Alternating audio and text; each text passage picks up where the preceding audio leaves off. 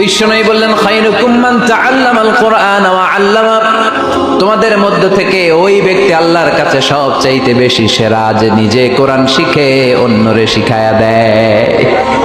আপনি কোরআন শিখলে আপনি সেরা, আবার আপনি যদি শিখায়া দেন তবেও আপনি সেরা।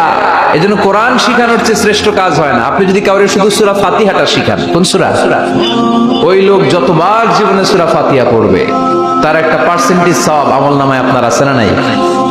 আবার ওই লোক যদি কাউরে সূরা ফাতিহাটা শিখায়, আবার যারে শিখালে যদি আবার আরেকজনরে শিখায়, এভাবে যত জনকে শিখাবে প্রত্যেকের সওয়াব থেকে একটা পার্সেন্টেজ সওয়াব আপনার আমলনামায় দিয়ে দিবে কে? এজন্য কোরআন শিখবো, শিখাবো, শিখবো, শিখাবো। যারা কোরআন জানি না, কোরআন জেনে মরবো। No excuse will be granted that day.